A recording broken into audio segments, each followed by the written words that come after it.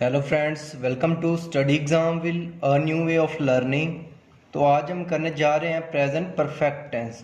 तो present perfect tense हमें क्या बताते हैं? प्रेजेंट परफेक्ट टेंस हमें बताते हैं कि काम प्रेजेंट में है और वो काम पूरा हो चुका है, यानी कि काम जो है प्रेजेंट में पूरा हो चुका है। It is perfectly completed action till present, यानी कि काम परफेक्टली कंप्लीट हो गया है प्रेजेंट में।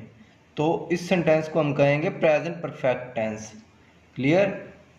इसकी एग्जांपल देखते हैं। I have sent you a message. मैंने आपको एक मैसेज भेजा है। तो इसमें मेरा काम ख़त्म हो गया है, यानी मेरा काम था मैसेज भेजना और मैं अपना काम पूरा कर चुका हूँ। क्लियर?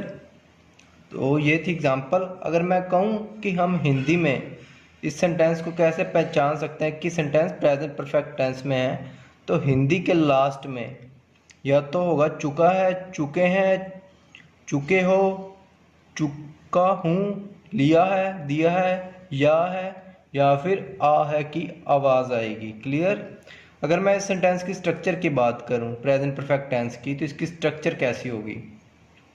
तो इसके स्ट्रक्चर में देखूँ, अगर सेंटेंस एक्टिव सेंटेंस है, यानी कि जिस सेंटेंस में सब्जेक्ट खुद वर्क कर रहा है और सब्जेक्ट जो है हमारा थर्ड पर्सन है, यानी कि ही शी इट है, या फिर कोई भी सिंगुलर नाउन कह लो, या फिर यानी कि हमारा थर्ड पर्सन जो है वो सिंगुलर है, या फिर ही शीट लगा है सब्जेक्ट की जगह, तो हम हैज़ प्लस वर्ब की थर्ड फॉर्म का यूज़ करेंगे। क्लियर? इसकी एग्जांपल है शी हैज़ गॉन, वह चली गई। क्लियर?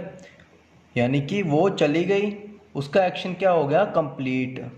तो इस केस में हम हैज़ प्लस वर्ब की थर्ड फॉर्म को यूज़ करेंगे अगर सब्जेक्ट जो हमारा थर्ड पर्सन है और सिंगुलर है। क्लियर?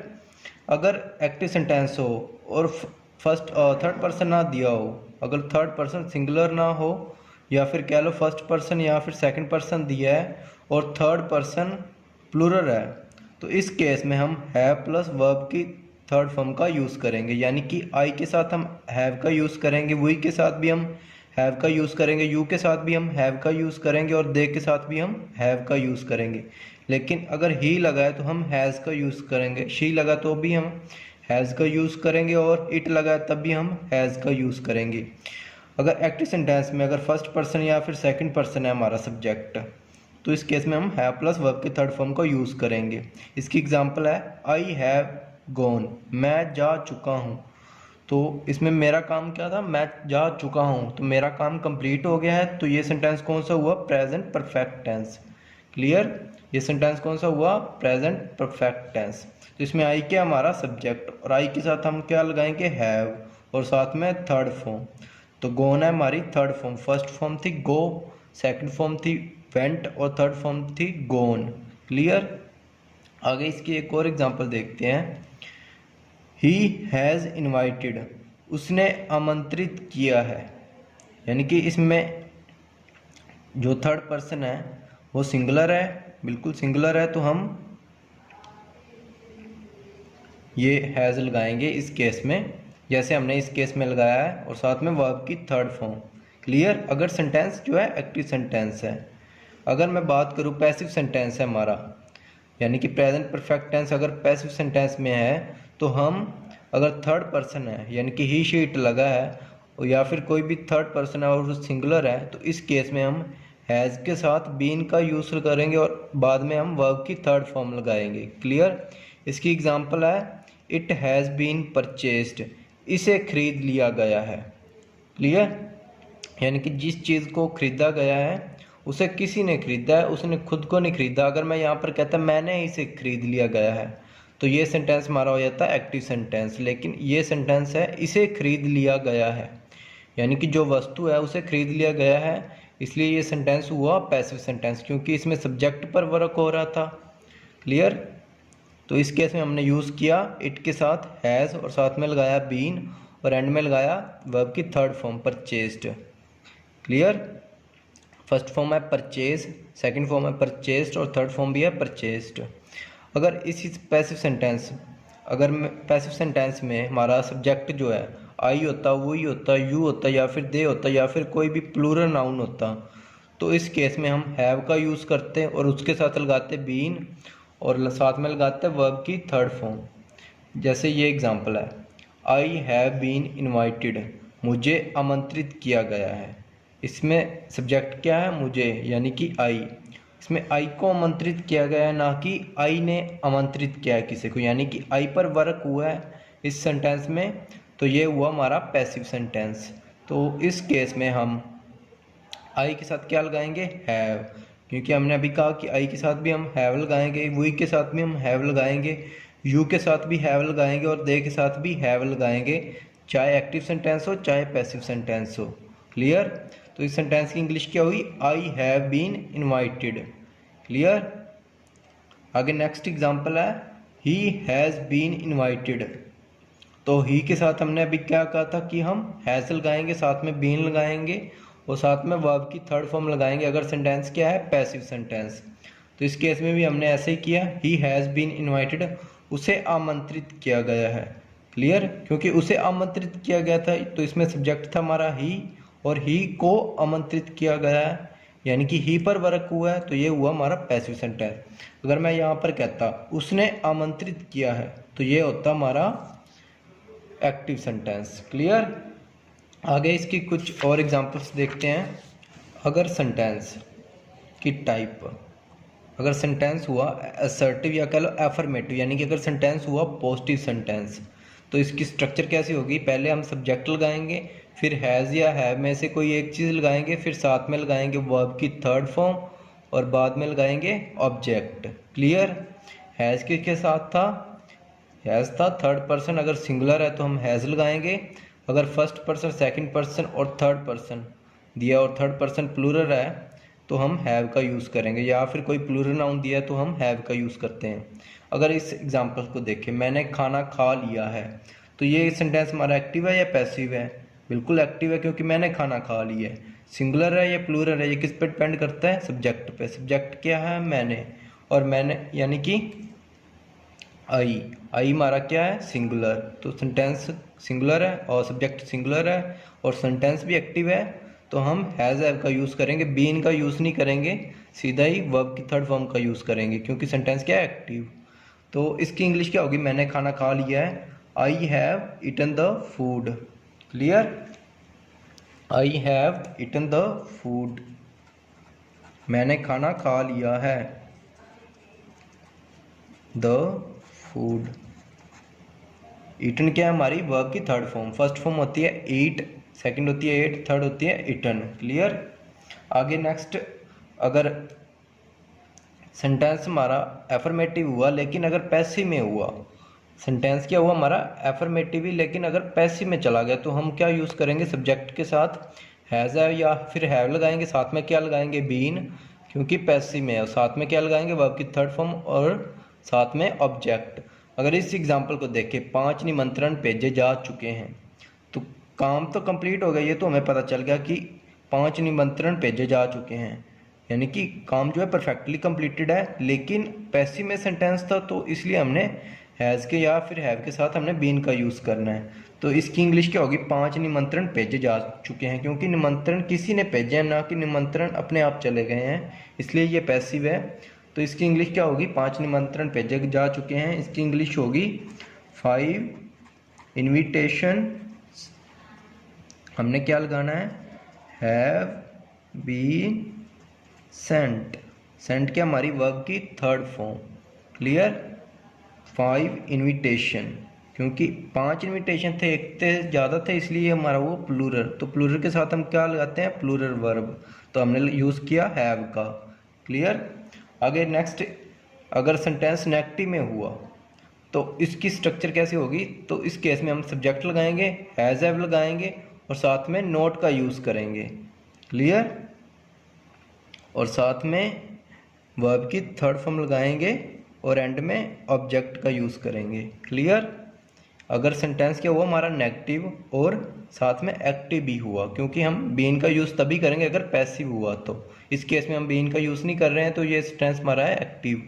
क्लियर। इसकी एग्जांपल देखते हैं, वह नहीं आई है, नहीं लग गया तो ये क्या हुआ हमारा नेगेटिव, तो हम इस केस में नोट का यूज़ करेंगे, तो इसकी इंग्लिश क्या होगी, वह की क्या होती है शी के साथ हम क्या लगाते हैं हैज़, नहीं लगा तो हम साथ में लगाएंगे नोट। आई है कि क्या हुई कम, क्योंकि कम होती है हमारी वर्ब की थर्ड फॉर्म, कम केम कम। क्लियर, ये थी वर्ब की फॉर्म्स।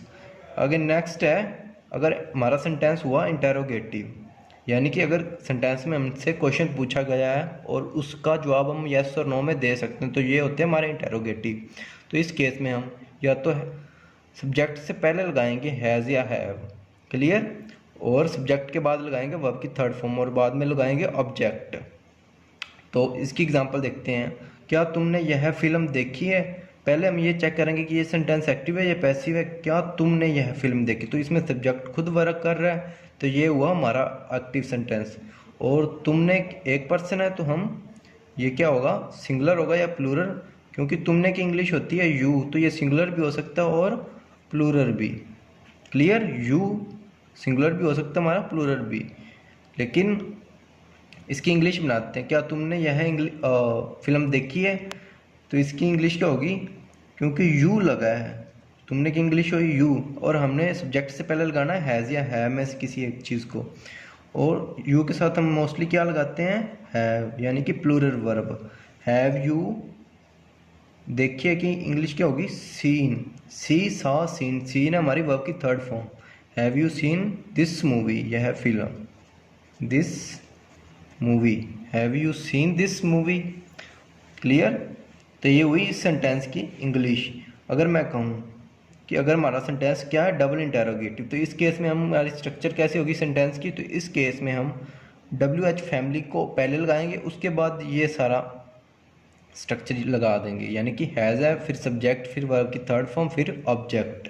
क्लियर, तो इस सेंटेंस की एग्जांपल देखते हैं। आपने यह मूवी कब देखी है, आपने यह मूवी कब देखी है, तो क्या इस सेंटेंस का जवाब हम यस और नो में दे सकते हैं? बिल्कुल नहीं, इसको हमें थोड़ा एक्सप्लेन करना पड़ेगा। क्लियर, आपने यह मूवी कब देखी है, तो इसकी इंग्लिश क्या होगी, कब देखी है, पहले हमने WH फैमिली लगा दी, कब की क्या होती है व्हेन, उसके बाद हमने क्या लगाना हैज़ या हैव में से किसी एक चीज़ को, ये डिपेंड करता है कि हमारा सब्जेक्ट क्या है। क्या आपने, आपने की इंग्लिश क्या होती है, हमने अभी कहा यू, और यू के साथ हम क्या लगाते हैं have. When have you seen this movie, बाकी सारा सेम है ऊपर वाले सेंटेंस की तरह, when have you seen this movie. Clear, बस हमने इस सेंटेंस में आगे व्हेन लगाया है क्योंकि इस सेंटेंस क्या था डबल इंटेरोगेटिव, तो हमें WH फैमिली पहले यूज़ करनी थी। आगे नेक्स्ट कुछ और एग्जांपल्स करते हैं इसकी। वह अपनी दुकान बेच चुका है। एक बात और करनी थी, अगर सेंटेंस में पैसिव में चला जाता, यानी कि ये सेंटेंस तो था एक्टिव में, अगर ये कोई और सेंटेंस होता डबल इंटेरोगेटिव में तो और पैसिव होता, तो उस केस में हम WH फैमिली तो लगाते ही, साथ में हैज़ या हैव भी लगाते, उसके बाद सब्जेक्ट लगाते, लेकिन उसके बाद हमने बीन का यूज़ करना था और फिर वर्ब की थर्ड फॉर्म लगानी थी और उसके बाद लगाना था ऑब्जेक्ट, यानी कि पहले लगाते हम WH फैमिली और बाद में लगाते हैज़ या हैव में से किसी एक चीज़ को, फिर लगाते सब्जेक्ट, फिर लगाते बीन, फिर लगाते हैं वर्ब की थर्ड फॉर्म, फिर लगाते हैं ऑब्जेक्ट। क्लियर, तो ये होता तब जब हमारा सेंटेंस क्या होता पैसिव में।